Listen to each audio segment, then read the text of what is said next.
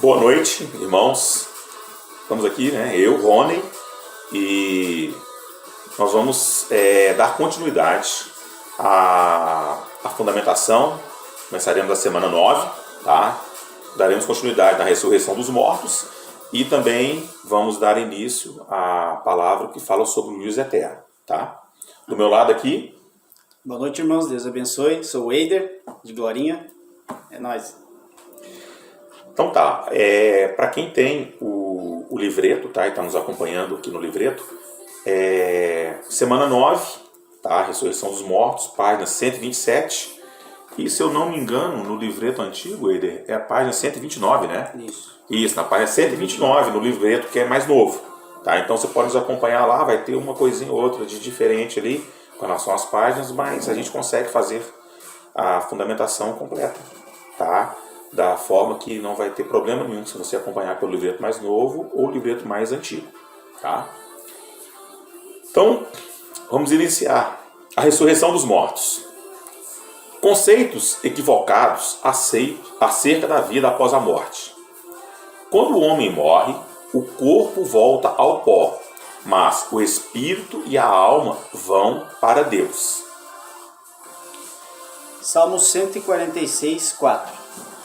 Saiu-lhes o espírito e eles tornaram ao pó. Nesse mesmo dia, perecem todos os seus desígnios.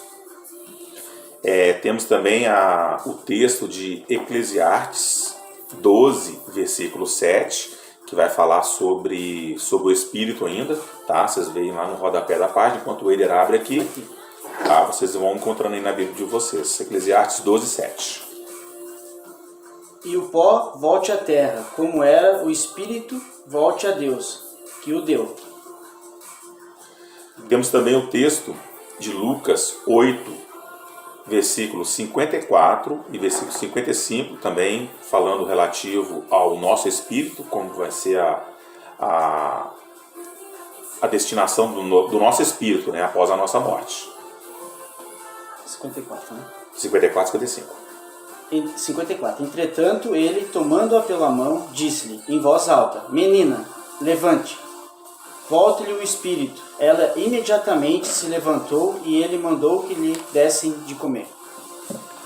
E por fim, para terminar aqui a parte onde fala do espírito, o livro de Tiago 2, versículo 26.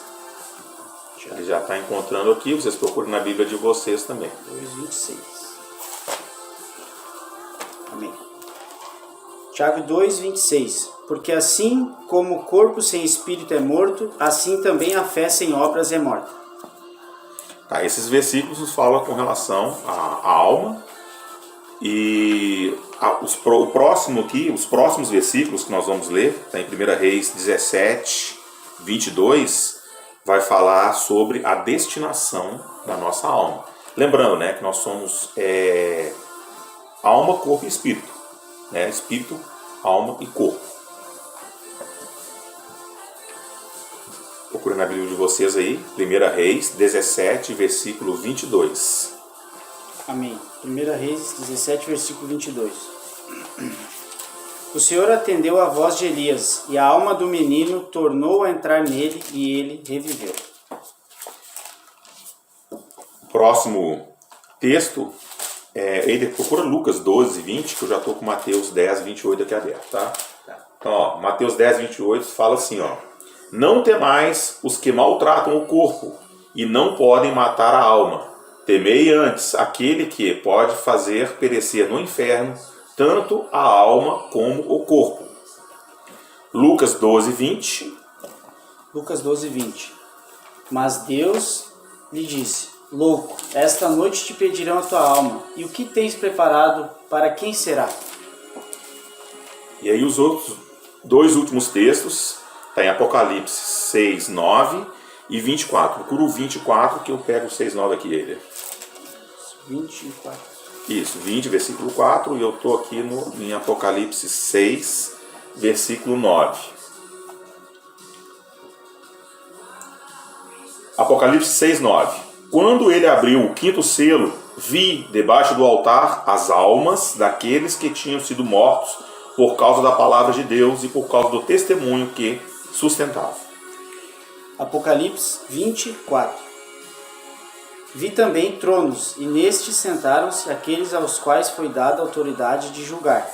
Vi ainda as almas dos decapitados por causa do testemunho de Jesus, bem como por causa da palavra de Deus, tantos quantos não adoraram a besta, nem tampouco a sua imagem, e não receberam a marca na fronte e na mão, e viveram e reinaram com Cristo durante 1000 anos. Bom, então ficou bem claro, né, que nós somos compostos de 3 elementos, né? O nosso corpo físico, que volta ao pó, o espírito e a alma, que vão para Deus. Esses outros textos eles completam, né? Que são partes distintas do nosso corpo. Corpo, alma e espírito, transformando nós em seres humanos. Então, ó, este modo de falar geográfico, né, significa que, ao morrer, o homem está nas mãos de Deus para seguir o seu destino eterno, conforme tenha sido sua fé e a sua vida. Como explicado nos tópicos anteriores, na semana passadas, né, acerca da primeira e da segunda ressurreição. Então, as perguntas que nós devemos responder agora são: para onde vão os espíritos daqueles que não creem nem obedecem a Deus quando morrem? Para onde vão os espíritos dos discípulos quando morrem? Essas perguntas elas são respondidas logo no texto abaixo, né? Os que não creem nem obedecem ao Senhor vão para o Sheol, em hebraico, ou Hades, que está escrito em grego, que biblicamente é o lugar dos mortos. Anteriormente à ressurreição do Senhor Jesus, antes de Jesus ter morrido e ressuscitado, havia no Hades 2 lugares ou situações distintas. O lugar de tormento para os que não são do Senhor, e também existia o lugar do seio de Abraão, os lugares para aqueles que temiam a Deus, né? Para os que foram que criam no Senhor, né? Em Deus. Conforme o que já lemos em Lucas 16, nas semanas anteriores, a palavra inferno, de algumas traduções em português, nesse texto de Lucas, é uma tradução equivocada. Pois o original diz Hades. Os que não são do Senhor vão para o lugar de tormento. O inferno, ele só vai surgir na cronologia, né, por assim dizer, dos eventos, ele só vai surgir no futuro, após o julgamento do grande trono branco. E nele estarão todos os que rejeitaram a Deus, incluindo Satanás e os seus demônios, e até os homens que se encontram hoje no Hades. Em outras palavras, para os incrédulos, a situação pós-morte é a mesma desde o primeiro incrédulo que morreu sobre a terra. Todos já estão condenados porque não creram e aguardam no Hades pelo juízo eterno, quando então serão lançados no inferno e ali permanecerão pela eternidade. Para os que creram e receberam nova vida, o quadro do Hades descrito acima mudou completamente quando Cristo triunfou sobre a morte. Jesus libertou do Hades os que pertencem a ele, pois, quando subiu às alturas, levou o cativeiro. Está em Efésios 4, versículo 2. O diabo, ele tem poder sobre a morte, no sentido de que ele é o acusador dos pecadores, que viviam e vivem sobre a lei, porque rejeitaram a graça, não tendo esperança de salvação. Por esse motivo estão sujeitos à escravidão e ao medo da morte, por toda a vida. Mas o Senhor Jesus, vencendo-o na cruz, passou a ter autoridade sobre a morte e sobre o inferno. Está lá no texto de Hebreus 2,14. Vamos achar aqui, 2,14. Isso. Hebreus 2,14. Visto, pois, que os filhos têm participação comum de carne e sangue, destes também ele igualmente participou, para que por sua morte destruísse aquele que tem o poder da morte, a saber, o diabo. Ou seja, o diabo tem o poder da morte, né? Porque ele é o acusador, como nós lemos no texto e confirmamos na palavra. Tá? Então, ó, para dar liberdade aos que creem nele e para trazê-los para junto de si, pois foram comprados pelo seu sangue. Apocalipse 1:8. 1,18, né? Isso, desculpa, 1:18. Apocalipse 1,18. E aquele que vive, estive morto, mas eis que estou vivo pelos séculos dos séculos, e tenho as chaves da morte e do inferno. Amém. Então, buscando revelação. Para onde vão os espíritos daqueles que não creem nem obedecem a Deus quando morrem? Ou seja, aqueles incrédulos que morreram, para onde eles vão quando morrem? Pelo texto que nós lemos, eles vão para o Hades, lugar de tormento. Qual a diferença entre o inferno e o Hades? O inferno, por assim dizer, ele está naquela cronologia que é no final de tudo. Quando tudo acontecer, depois do julgamento do grande trono branco, ele vai estar lá no inferno, está sendo preparado para o diabo e seus anjos. Então, é lá no final. O Hades não, o Hades ele já existe desde o tempo lá da primeira pessoa que morreu incrédula, né? Desde lá dos tempos lá passados, lá da época lá antes de Noé, né? Depois de Adão.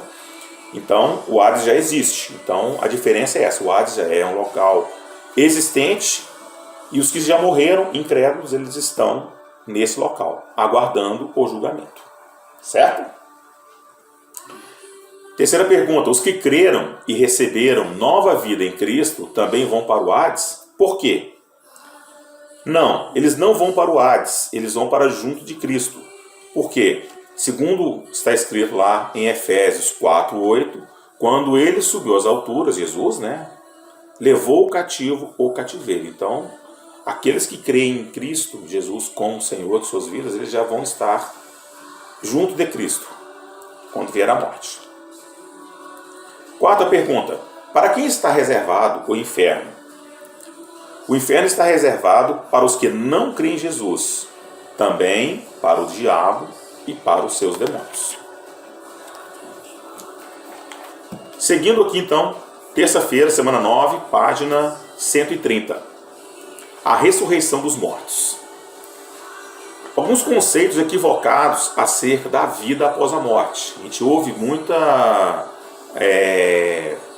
doutrina por aí falando sobre a vida após a morte e algumas confusões podem, às vezes, entrar em nossa mente. Então, aqui nós vamos tentar esclarecer, através da luz da palavra aqui, tudo aquilo que nós temos já, a revelação do Senhor.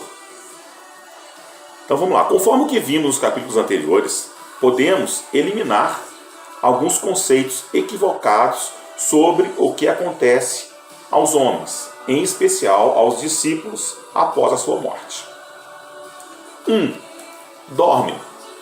É possível que alguém já tenha ouvido falar que nós, discípulos de Cristo, estaremos dormindo, ou seja, uma inatividade da alma e do espírito após a morte.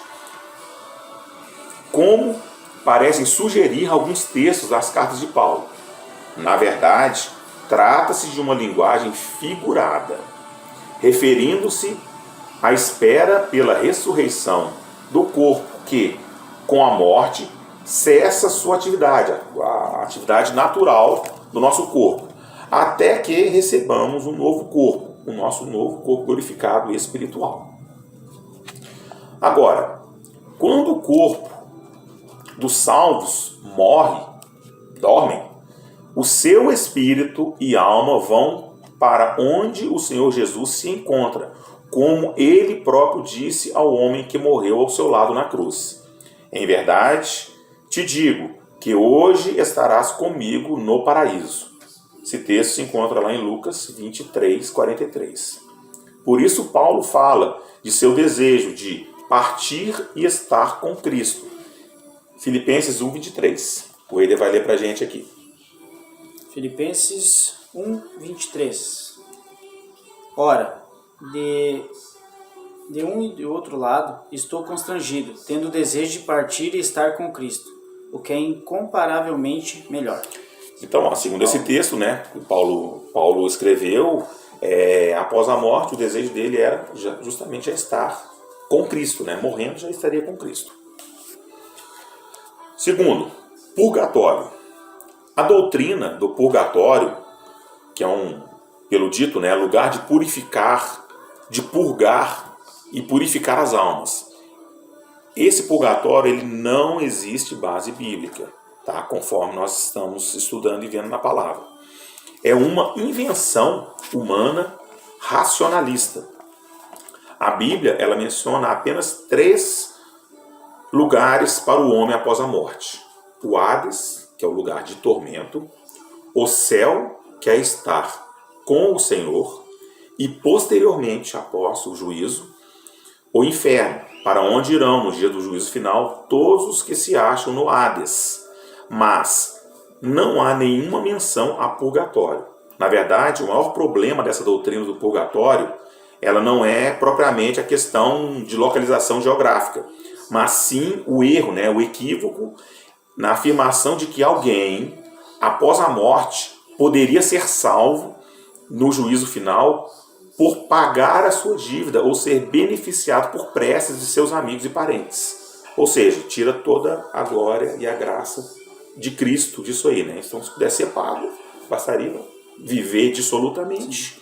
E aí depois alguém vai lá, faz umas orações lá e estava resolvido o problema. Na verdade, a palavra não diz nada disso, né? Fala que o homem está destinado a morrer apenas uma vez e após isso vem o juízo.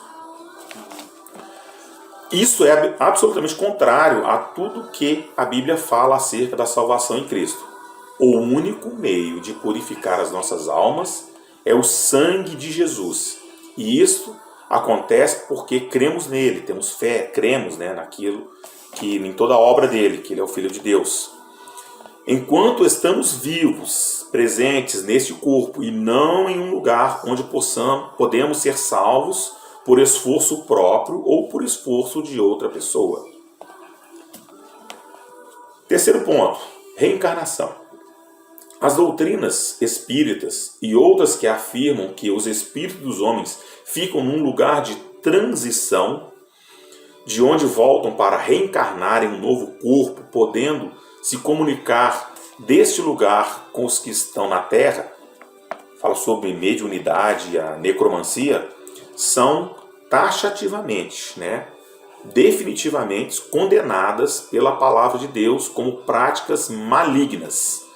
Ele vai abrir aqui em Levítico 19, 31 para ler com vocês. Levítico, né? Isso. Aqui. 19, 31.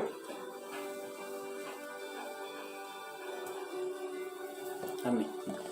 Levítico 19, 31. Não vos voltareis para os necromantes, nem para os adivinhos. Não os procureis para ser descontaminados por eles. Eu sou o Senhor vosso Deus. No texto de Lucas 16, Jesus deixa claro que não há comunicação com os mortos. Vocês podem ler lá em Lucas 16, versículos 19 a 31, vai falar que não existe, né, a comunicação dessa vida nossa com os mortos. Na verdade, isso aí, quem pratica isso aí está conversando com demônios, né? Que com pessoas não se conversa mais. Quem assim procede está se comunicando com demônios e imitadores e enganadores. Consegue abrir ele em Efésios 2, 1 e 2 aí? Efésios 2, versículo 1 e 2. Ele vos deu vida, estando vós mortos nos vossos delitos e pecados, nos quais andastes outrora, segundo o curso deste mundo, segundo o príncipe da potestade do ar, do espírito que agora atua nos filhos da desobediência. Então, não existe comunicação de nós, seres vivos, com pessoas que já morreram. Isso é um engano, um equívoco. Então, prosseguimos. A doutrina da reencarnação, ela não tem justificativa bíblica. Pelo contrário, a Bíblia diz que aos homens está ordenado morrerem uma só vez, vindo depois disso o juízo. Hebreus 9, 27. Não se morre para se reencarnar. E ressurreição não é reencarnação. Isso é completamente repugnante aos ensinos das Escrituras e é abominação em relação à vida e à obra do Senhor Jesus. Quarto ponto. Negação do juízo eterno. Para quem duvida da existência de Deus e de que Ele nos formou com espírito e alma, sermos seres criados, criacionistas, além de um corpo físico, a resposta aos que vêm depois da morte é simples. Voltamos ao pó e tudo está acabado. Para o materialismo, não há nada depois da morte, pois o homem resume-se a combinações químicas. Há também doutrinas místicas que creem na existência da alma, mas que esta será extinta caso o homem seja réu de condenação. É claro que isso não está de acordo com a palavra de Deus, e tais posições podem, no fundo, esconder uma atitude de negação quanto ao juízo de Deus. Uma outra postura equivocada quanto ao que vem depois da morte, que também prega a inexistência do juízo eterno, ainda que por motivos muito diferentes do materialismo, é a ideia de que Deus é amor e a sua graça não é capaz de deixar ninguém ir para o inferno, ou seja, aquele Deus bonachão, que é amor, que pode salvar todo mundo, que não vai ter esse negócio de juízo não. Tá? Deus, ele é totalmente amor, isso é fato. Tá? E disso nós não temos dúvida, mas ele é totalmente santo e também justo. E também, sobre isso, não há dúvida, ele é totalmente justo e muito além do que podemos compreender. Só ele pode conciliar todas essas virtudes de forma perfeita. Algo que nos ajuda a entender este equilíbrio é a própria cruz. Nela vemos o enorme e imensurável amor, junto com a mais rígida e justa condenação do homem pecador.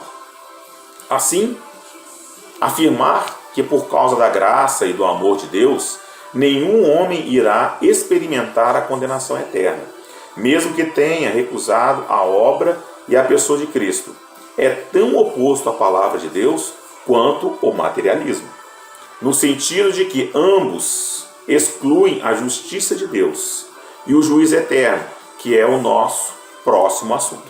Tá? Mas antes disso, nós vamos fazer aqui as perguntinhas do Buscando a Revelação.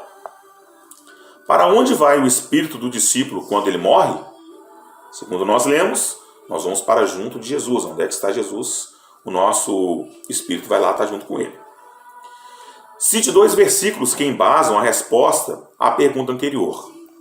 Lucas 23, 43 e Filipenses 1, 23. O que é purgatório? Tem base bíblica? Bom, segundo conhecido, é um lugar de purificação das almas. Mas não existe base bíblica para tal local, para esse lugar.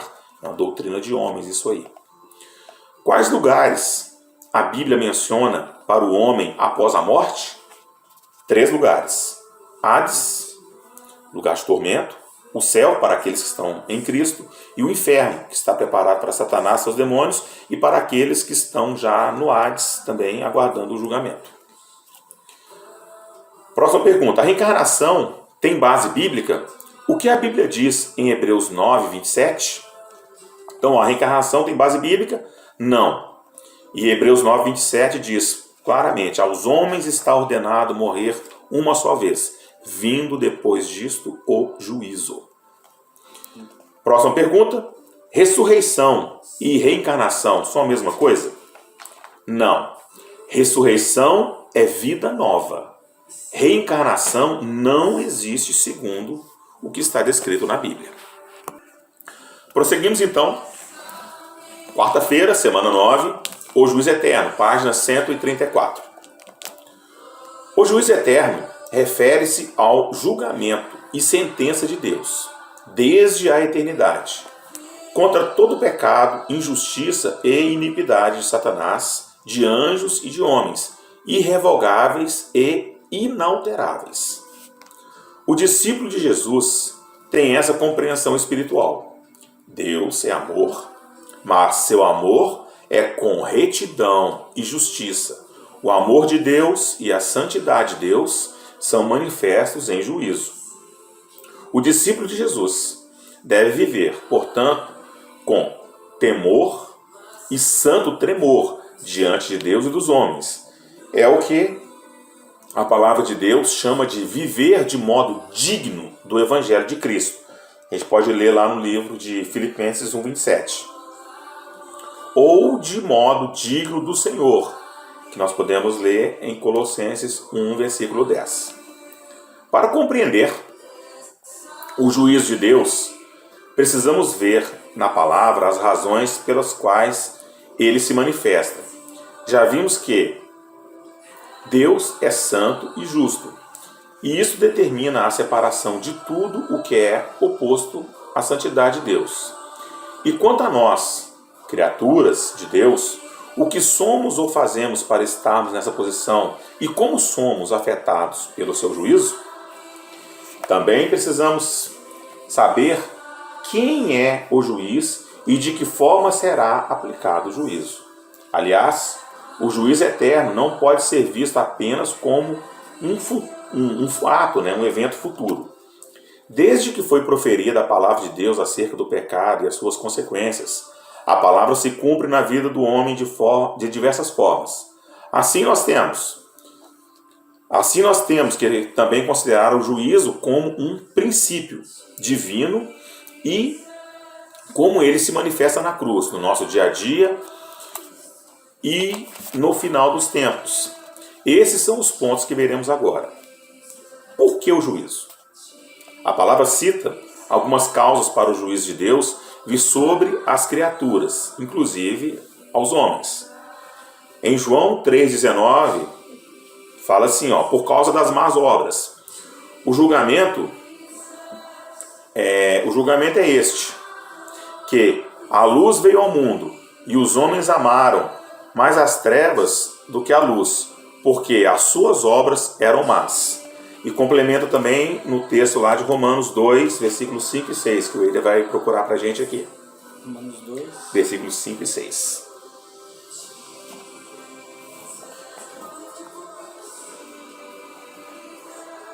Romanos 2, 5 e 6. Mas segundo a tua dureza e coração impenitente, acumulas contra ti mesmo ira para o dia da ira e da revelação do justo juízo de Deus, que retribuirá a cada um segundo o seu procedimento. Então está aqui, Então, por que o juízo? Porque por causa das nossas, das más obras. O segundo ponto, por que do juízo? Por causa da incredulidade. João 3,18 diz assim, quem nele crê não é julgado. O que não crê já está julgado, porquanto não crê no nome do unigênito Filho de Deus. E também, vamos ver aqui, em Marcos 16,16. Marcos 16,16. Quem crer e for batizado será salvo. Quem, porém, não crer será condenado. Está condenado. Então, mais um motivo. Por que o juízo? Por causa da rebeldia, da rebeldia do ser humano contra Deus. Em 1 Pedro 4,17, diz assim, porque a ocasião de começar o juízo pela casa de Deus é chegada. Ora, se primeiro vem por nós, qual será o fim daqueles que não obedecem ao Evangelho de Deus? E aqui, o líder vai ler em 2 Tessalonicenses 1, de 7 a 9. E a vós outros que sois atribulados, alívio juntamente conosco, quando do céu se manifestar o Senhor Jesus com os anjos do seu poder, em chama de fogo, tomando vingança contra os que não conhecem a Deus e contra os que não obedecem ao Evangelho de nosso Senhor Jesus. Estes sofrerão penalidade de eterna destruição, banidos da face do Senhor e da glória do seu poder. Amém. Bem, como nós vemos nesses versículos, desobediência, rebeldia e prática de obras más estão, na verdade, relacionadas com a rejeição do homem ao Senhor Jesus e ao Evangelho. É importante lembrarmos desses aspectos porque podemos achar que boas obras poderiam livrar o homem do juízo, o que não corresponde à verdade da palavra de Deus. Segundo ponto, quem é o juiz? A palavra de Deus diz que Deus julgará o mundo por meio do Senhor Jesus. Eu vou ler João aqui enquanto ele vai lá para Atos 17, 31. Em João 5, 22 e 23 diz assim, e o Pai a ninguém julga, mas ao Filho confiou todo o julgamento, a fim de que todos honrem o Filho do modo para que honram o Pai. Quem não honra o Filho, não honra o Pai que o enviou. Em Atos agora 17, 31, Eder. Atos 17, 31. Porquanto estabeleceu um dia em que há de julgar o mundo com justiça, por meio de um varão que destinou e acreditou diante de todos, ressuscitando dentre os mortos. Este é Jesus. Certo? E também nós temos lá o texto de Romanos 2,16, que vai afirmar a mesma coisa, vai apontar para Jesus também, tá? Romanos 2,16. No dia em que Deus, por meio de Cristo Jesus, julgar os segredos dos homens de conformidade com o meu evangelho. Então aponta para Jesus, né? Jesus que é esse justo juiz. Tá? O texto, ele é bem claro dos motivos para que ele seja o juiz. Se o propósito de Deus é convergir tudo em seu Filho, único homem sem pecado, que se fez servo para conquistar tudo de volta ao Pai, ninguém melhor do que ele mesmo, né, para exercer esse juízo. Os critérios para esse julgamento são conhecidos. A própria palavra de Deus. Quem me rejeita, isso agora o texto está em João 1, 48 e 49. Quem me rejeita e não recebe as minhas palavras, tem quem o julgue. A própria palavra que tenho proferido, essa julgará no último dia, porque eu não tenho falado por mim mesmo, mas o Pai que me enviou, esse me tem prescrito o que dizer e o que anunciar.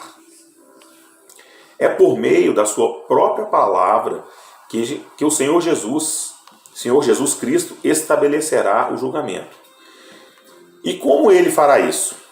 Ele julgará com justiça, revelando os propósitos mais íntimos de todos os homens.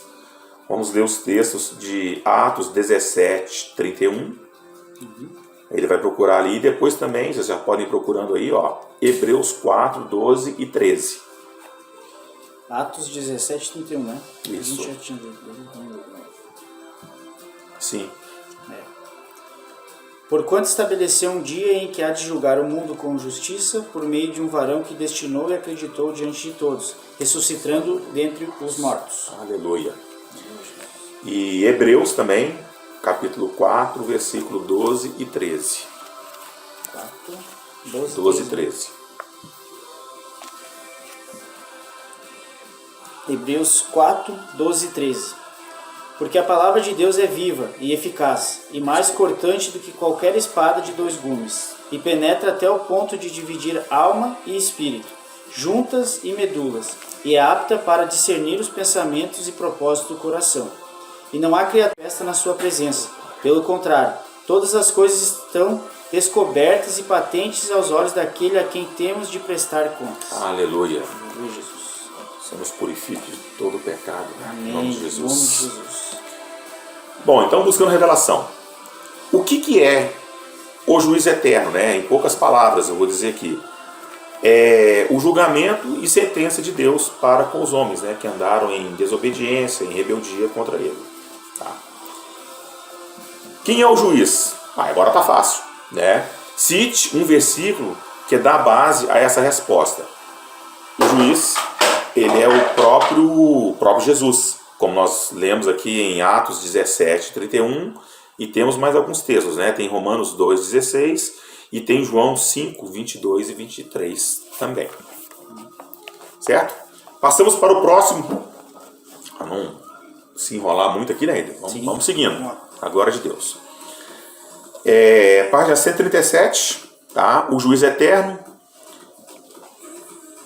da semana 9. O juízo passado, a cruz.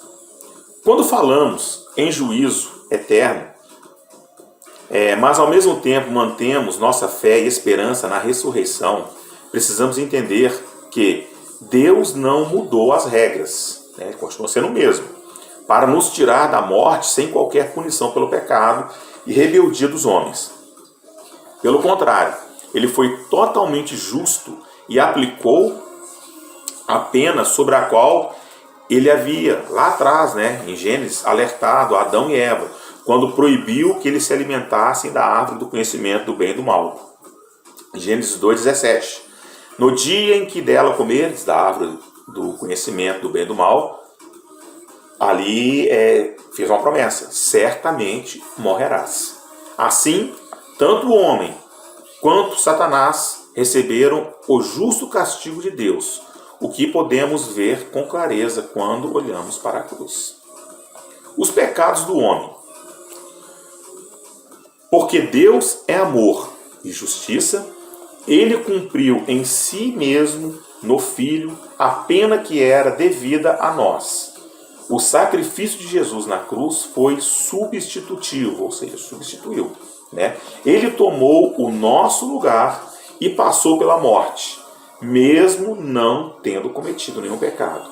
Ele foi e é o nosso fiador, aquele que pagou a dívida em nosso lugar, uma dívida impagável por nós humanos por sermos pecadores. Mas ele veio como santo, cordeiro, puro, se colocou em nosso lugar, pagou com a própria vida para que nós estivéssemos livres dessa pena, dessa morte eterna. Nossos pecados foram julgados e nós fomos condenados. Mas Jesus recebeu a punição que nós que merecíamos.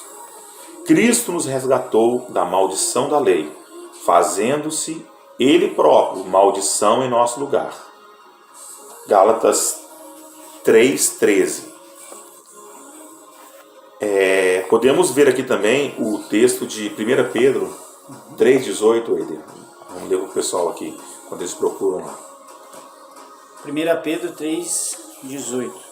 Pois também Cristo morreu uma única vez pelos pecados, o justo pelos injustos, para conduzir-vos a Deus, morto, sim, na carne, mas vivificado no Espírito. Aleluia, glória a Deus. Amém. Pois é, então pelo que estamos livres da condenação da morte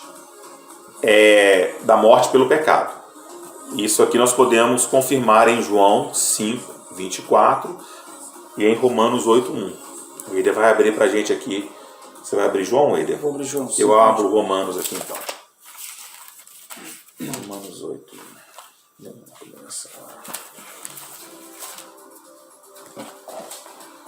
Encontrou? João 5:24. João 5:24.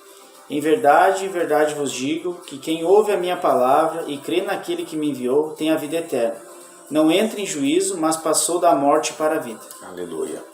E em Romanos 8, versículo 1, Paulo diz assim, agora, pois, já nenhuma condenação há para os que estão em Cristo Jesus. Amém. Amém. A natureza pecaminosa do homem. Eu já vou aproveitar aqui e vou ler Romanos 8:3, que já está na minha mão aqui, tá? Fala assim, Romanos 8:3. Porquanto o que fora impossível à lei, no que estava enferma pela carne, isto fez Deus, enviando o seu próprio Filho, em semelhança de carne pecaminosa, e no tocante ao pecado, e com efeito condenou Deus, na carne, o pecado. Então, o velho homem que éramos em Adão, ele foi crucificado com Cristo, e o poder do pecado ele foi desfeito através da cruz. Nela Deus julgou e condenou o pecado, e este perdeu a sua força em nós. São textos importantes aqui em Romanos 6, de 1 a 6. Você procura Romanos 6, de 1 a 6, eu vou para Gálatas 5, 24, tá? Enquanto você lê. Romanos 6, do 1 ao 6. Que diremos, pois? permaneceremos no pecado para que seja a graça mais abundante? De modo nenhum. Como viveremos ainda no pecado, nós o que para ele morremos? Ou porventura ignorais que todos nós que fomos batizados em Cristo Jesus, fomos batizados na sua morte? Fomos, pois, sepultados com ele na morte pelo batismo, para que como Cristo foi ressuscitado dentre os mortos pela glória do Pai, assim também andemos nós em novidade de vida. Porque se fomos unidos com ele na semelhança da sua morte, certamente o seremos também na semelhança da sua ressurreição.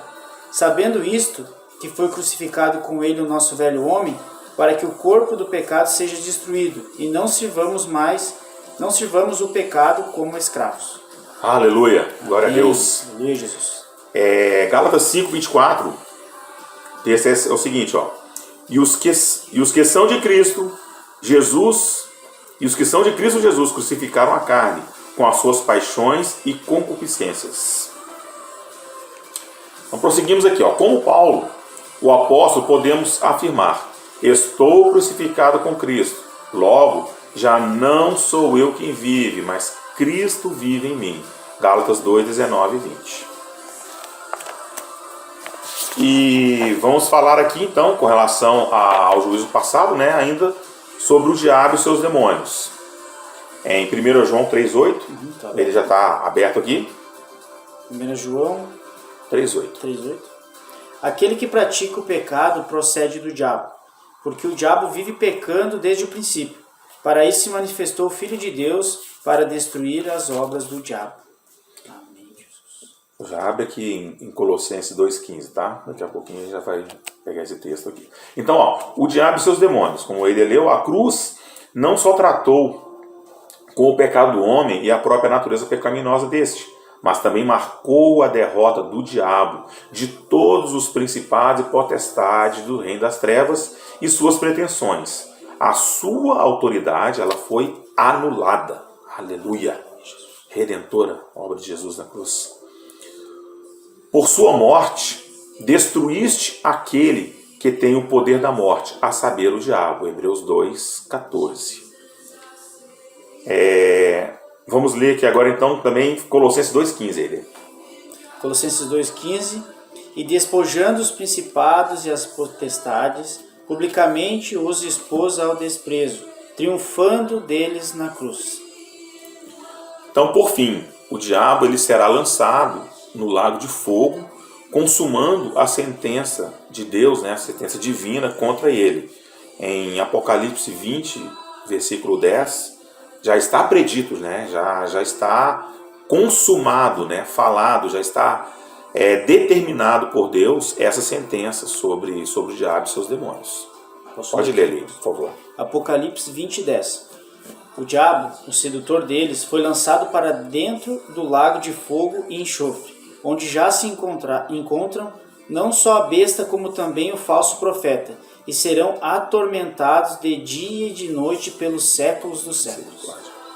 Bom, então isso já está determinado, né? Já é uma profecia que João teve essa visão e que vai se cumprir, né? Que o diabo ele já tem o local dele separado e preparado.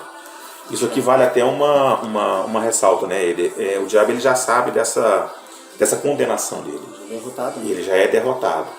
Mas para que ele ainda possa, de alguma forma, ferir a Deus, ele continua colocando a incredulidade, a desobediência, né? E tudo isso no coração do homem, o pecado, para que menos pessoas venham a se entregar a Cristo.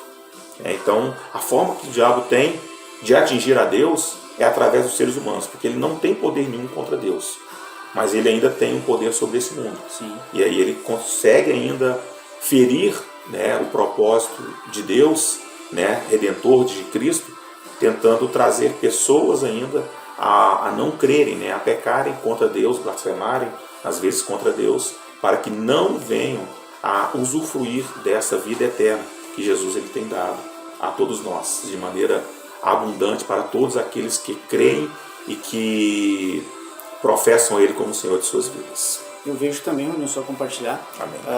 Que ele já sabe que é um derrotado, né? Isso. Então, o que ele tem feito? né? Ele está sabendo que os dias estão se aproximando cada vez mais, né? E o que ele vai fazer é querer dispersar aqueles, principalmente os que estão no caminho do Senhor, né? Porque os que estão do mundo ele já sabe, né? A luta dele, a luta dele não é com quem está do lado dele, é com quem justamente está indo no caminho certo, né? Está seguindo pelo caminho estreito, pela estrada estreita, né? E ele vai fazer de tudo para poder dispersar, seduzir, atrair e levar mais gente possível que ele conseguir, né? Frase, tem discernimento, né? a frase legal que o Adriano fala, né? Avante, igreja! Continuamos avante, continuamos firmes, né? No propósito de que o nosso alvo é Cristo, é chegar lá junto dele, em nome de Jesus. Amém. O juízo presente é correção para a salvação. A expressão juízo presente, na verdade, expressa a ideia de que o juízo de Deus é um princípio que se aplica a tudo que se opõe à vontade e santidade de Deus. Mas, no caso dos discípulos de Cristo, né, todos nós que seguimos e cremos que Jesus é o Senhor e perseveramos, né, em sermos semelhantes a Ele, com essa ação de Deus hoje é feita por amor, como disciplina de um pai amoroso a seus filhos, para correção e salvação. O texto de Hebreus 12, de 5 a 7, vai exemplificar com clareza tudo isso aqui, né? E estais esquecidos da exortação que, como a filhos, discorre convosco. Filho meu, não desprezes a correção que vem do Senhor, nem desmaies quando por ele és reprovado. Porque o Senhor corrige a quem ama e açoita a todo filho a quem recebe. É para a disciplina que perseverais. Deus vos trata como filhos. Pois, que filho há que o pai não corrige? Iluminados pela palavra, vão descobrindo que o Senhor os disciplina através dela.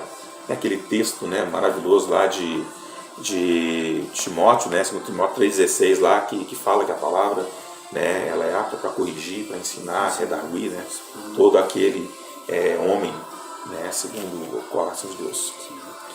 Então, 1 Coríntios 11, 32 e 33. Lê, por favor, ele. O meu tá 31, 32, esse? 31 e 32, isso, desculpa, eu que falei errado. Só pra mim isso mesmo. Errado. 1 Coríntios 11, 31 e 32. Tá. 1 Coríntios 11, 31 e 32. Porque se nós julgássemos a nós mesmos, não seríamos julgados. Mas quando julgados, somos disciplinados pelo Senhor, para não sermos condenados com o mundo. Abre também depois agora em Hebreus 12, dos 5 a 11. Tá.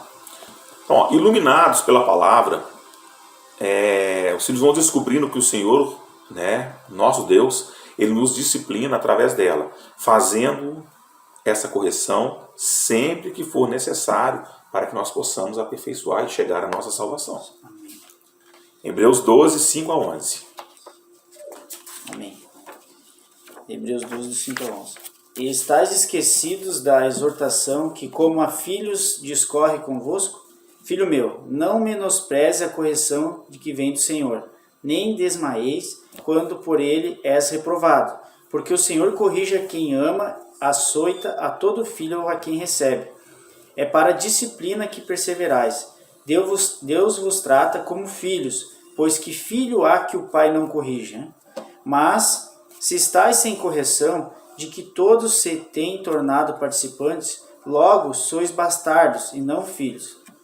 Além disso, tínhamos os nossos pais segundo a carne, que nos corrigiam e os respeitávamos. Não havemos de estar em muito maior submissão ao Pai espiritual? E então viveremos? Pois eles nos corrigiam por pouco tempo, segundo melhor lhes parecia. Deus, porém, nos disciplina para aproveitamento, a fim de sermos participantes da sua santidade. Toda disciplina com efeito, no momento, não parece ser motivo de alegria, mas de tristeza. Ao depois, entretanto, produz fruto pacífico, aos que têm sido por ele exercitados, fruto de justiça. Aleluia, Jesus. Glória a Deus.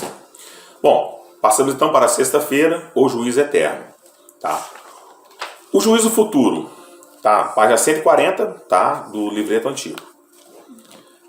O juízo futuro. Ao longo dos capítulos anteriores, inclusive em um dos tópicos acima, vimos que o Senhor tomou sobre si a condenação do pecado, que deveria ser de cada um de nós, né?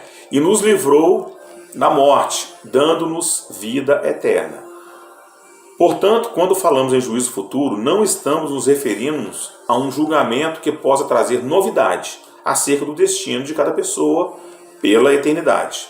Aqueles que, em vida, creram na obra redentora de Jesus, já passaram da morte para a vida. João 3,18. Os demais, eles já estão condenados. Quem nele crê não é julgado. Palavra do próprio Jesus, tá? O que não crê já está julgado, porquanto não crê no nome do unigênito Filho de Deus. Muito sério, né? Essa palavra, né? E muito clara. Todavia, todos estaremos diante do Senhor para que Ele exerça o juízo, ainda que em momentos diferentes e com finalidades também diferentes. A palavra nem sempre apresenta muitos detalhes desses acontecimentos futuros, mas nos dá a informação essencial para sabermos o que nos espera e assim nos prepararmos para viver hoje de modo digno do Evangelho. O Senhor, ele não ia deixar um furo, né? Com toda a obra redentora dele, não ia deixar nenhum furo para que a gente pudesse chegar e falar: ninguém me falou, não fui desavisado. Pelo contrário, ele deixa até hoje, né, profetas para falar, corrigir, anunciar e sempre lembrar, né, aos discípulos, né, a todos nós, que devemos abandonar a prática do pecado, devemos abandonar aquilo que desagrada o coração de Deus. Interessante também, né, Rony, que o Senhor nos corrige porque Ele nos ama, né? Nos ama. A gente, sendo um pai a um filho também, né, a gente corrige porque ama Ele, né? E eu vejo o amor claro do Senhor assim derramado sobre nós quando Ele nos corrige.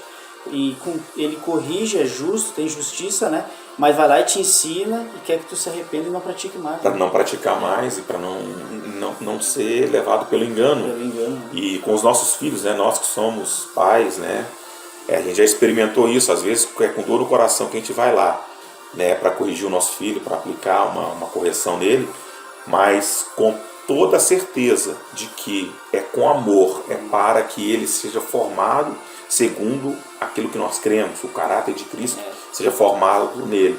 Então nós fazemos isso com temor e com a certeza de que quando nós ensinamos os nossos filhos no caminho em que eles devem andar, quando eles crescerem, vai se cumprir a promessa de não se desviarem dele. Amém. Em nome de Jesus. Em nome de Jesus. Então, o tributo de Cristo, o julgamento das obras dos discípulos. Vou ler o texto aqui de 2 Coríntios 5, 10. Porque importa que todos nós compareçamos perante o tribunal de Cristo, para que cada um receba segundo o bem ou o mal que estiver feito por meio do corpo.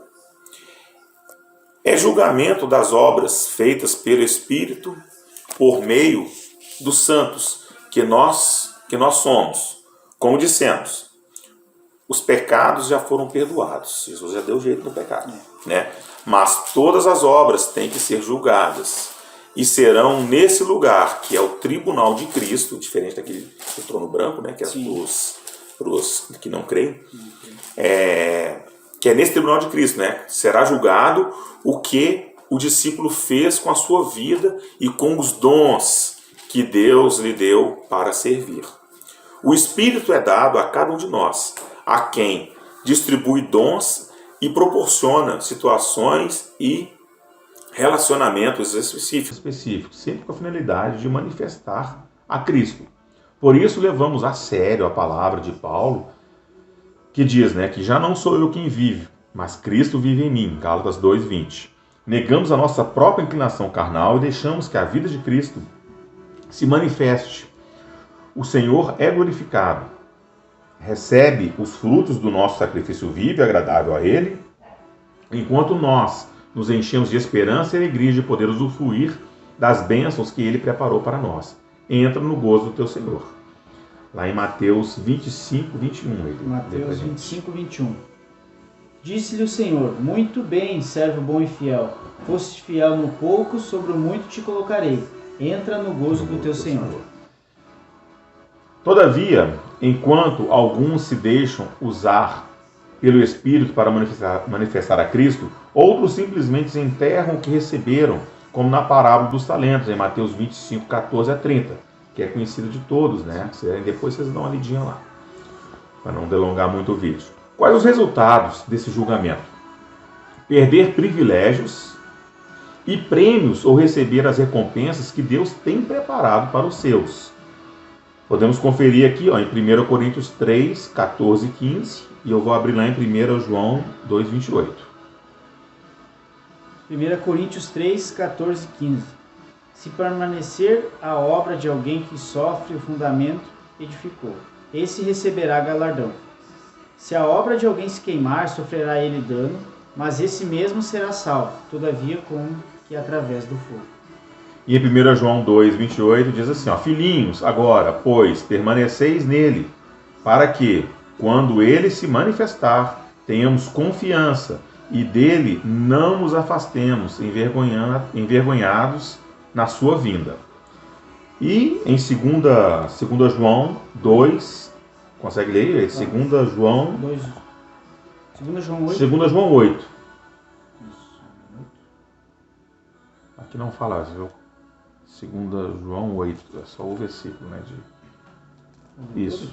Na verdade, João, a segunda epístola de João só fala só o versículo 8, tá, né? Vou ler. 2 João 8. O presbítero ao amado... é só o versículo 8 ele. Só o versículo 8? Isso, aham. Perdão. Ok. Tá. 2 João 8. Portanto, isso, devemos acolher esses irmãos para nos tornarmos cooperadores da verdade. Então, ó, inclusive a Bíblia, ela fala de várias coroas ou galardões reservados aos filhos de Deus. Apocalipse 3:11 e Apocalipse 22:12. Eu vou abrir 22:12, você abre no 3:11, pode ser? Certo. Apocalipse 3:11. Venho sem demora, conserva o que tens, para que ninguém tome a tua coroa. E eis, Apocalipse 22:12. E eis que venho sem demora, e comigo está o galardão que tenho para retribuir a cada um, segundo as suas obras. Então nós estamos vendo, né, que essa recompensa vai ser segundo as nossas obras. Né? Esse julgamento vai ser segundo as obras nossas. O julgamento do diabo e dos seus anjos. Nós já lemos, né, a parte lá de Apocalipse 20, né? 7 a 10. Vamos ler então Mateus 25, 41. Tá falando sobre o lago de fogo de enxofre lá no livro de Apocalipse, né? Sim. Então vamos ler aqui em Mateus 25, 41. Mateus 25, 41. Então o rei dirá também aos que estiverem à sua esquerda: apartai-vos de mim, malditos, para o fogo eterno, preparado para o diabo e seus anjos. Então, ó, os santos, eles irão julgar os anjos juntamente com Cristo. Essa palavra está em 1 Coríntios 6, versículo 3. O Eider vai procurar aqui. E eu vou ler Apocalipse 20, 10 aqui. Ó. Esses anjos, principados e potestades, servem a Satanás. Eles já foram julgados na cruz. Agora são condenados ao lago de fogo, no inferno. Sua morada é eterna, junto com Satanás, o anticristo, o falso profeta. O diabo, o sedutor deles, foi lançado para dentro do lago de fogo e enxofre, onde já se encontra não só a besta, como também o falso profeta. E serão atormentados de dia e de noite pelos séculos dos séculos. O Ele vai ler aqui 1 Coríntios 6, 13. 1 Coríntios 6, fala dos anjos, 3, né? Diz assim: não sabeis que havemos de julgar os próprios anjos? Quanto mais as coisas dessa vida. O grande trono branco, que seria, né, o julgamento daqueles que são incrédulos, né? Que estão, só lembrando, lá no Hades, lá atrás, né, aguardando no Hades o julgamento do trono branco. Apocalipse 20, 6 e o 15, tá? O 6 e o 15 Isso, só? o 6 e o 15, 20, 6 e 15. Apocalipse 20, o 6 e o 15. O 6. Bem-aventurado e santo é aquele que tem parte na primeira ressurreição. Sobre esses a segunda morte não tem autoridade. Pelo contrário, serão sacerdotes de Deus e de Cristo, e reinarão com ele os 1000 anos. Depois o 15 agora. E se alguém não foi achado escrito no livro da vida, esse foi lançado para dentro do lago de fogo. Então, aqui são chamados de mortos os incrédulos que não têm a vida de Deus neles e estão espiritualmente mortos mesmos. As bases do julgamento são as suas obras sem fé, pelo que seus nomes não estão incluídos no livro da vida. O resultado desse julgamento é que todos esses serão lançados no lago de fogo, que é a segunda morte. Como nós lemos aqui, né? Sobre esse julgamento já falamos amplamente no capítulo anterior, fala sobre a ressurreição. Sim. Pois a todos os seres humanos está destinados uma ressurreição e juízo.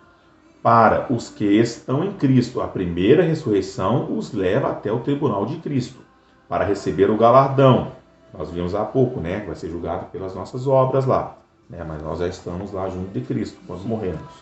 Não vamos passar pelo Hades e nem vamos para o inferno, em nome de Jesus. Amém. Né? Já livres da condenação eterna, já os incrédulos esperarão os 1000 anos do reinado de Cristo na terra, quando ressuscitarão para o juízo eterno, tendo que comparecer perante o grande trono branco. Então, buscando revelação. O que significa o juízo futuro? O juízo futuro ocorrerá, mas já está sentenciado e julgado, como nós podemos ver lá em João 3,18, né? Para aqueles que creem, né? E para aqueles que não creem. O que ocorrerá no tribunal de Cristo? No tribunal de Cristo haverá o julgamento das obras feitas pelo Espírito, por meio dos santos, de toda obra, sua vida e o que fez com aqueles dons que foram dispensados a todos eles através do Espírito Santo. Né? Quem julgará o diabo e seus anjos? Ele? Quem julgará? Somos nós, né? Os santos vão julgar os anjos. Né? E o que ocorrerá no julgamento chamado de grande trono branco? Os que não creem, né, no nome de Jesus, né, os incrédulos, eles serão ali julgados e lançados posteriormente, né, depois do julgamento, lançado no lago de fogo e enxofre, que está preparado para os incrédulos, para o demônio e para os seus anjos. Né? Então aqui, encerramos, né, a semana 9 e oramos para que o Espírito Santo ele traga todo o discernimento para todos vocês, né, através da palavra, para que qualquer dúvida que vocês tiverem, procurem os discipuladores, né, algumas perguntas podem ser lançadas no chat também, a gente pode responder lá, mas o melhor de tudo isso realmente procurar o conhecimento, a revelação do Espírito Santo através da leitura da palavra. E vamos encerrar aqui com a oração do Eider. Amém? Aleluia, Jesus, nós te agradecemos, Senhor, pela tua palavra. Aqui, Senhor, foi lida. Ministre em nossos corações, Senhor. Que possamos, Jesus, independente de saber, Senhor, que existe o diabo, os demônios, o inferno, Senhor, o Hades. Nós queremos, Senhor, ter a certeza de uma vida obediente contigo, Senhor. E poder, Senhor, nos arrepender de todos os nossos pecados, Jesus. E poder, sim, Senhor, andar na obediência, na santidade, Senhor, como foi lido aqui também, Senhor. Tendo, Senhor, o foco, em primeiro lugar, sempre o Senhor em nossas vidas. Amém. Como diz na tua palavra, Senhor, em Mateus 6,33, buscar o reino dos céus em primeiro lugar, Amém, Senhor, e as demais coisas serão acrescentadas. Que assim, Senhor, nosso coração venha se converter todos os dias a Ti, Senhor. Muito obrigado por esse momento, Senhor. Ministra na vida de cada irmão, Senhor, que ouviu da palavra, Senhor. E cada pessoa que ainda não conhece a Ti, Jesus, que possa ser tocada, Senhor. Em nome de Jesus, Senhor. Que venha, Senhor, a Tua semente ser semeada no coração daqueles que ainda não Te reconhecem, Senhor. Para que possam andar cada vez mais contigo, os que estão no Teu caminho firme, Senhor.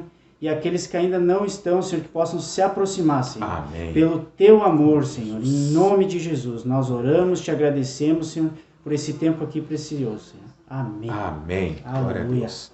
Então nos despedimos com a graça e com a paz de Jesus sobre a vida de cada um de vocês. Fiquem com Deus, meus queridos.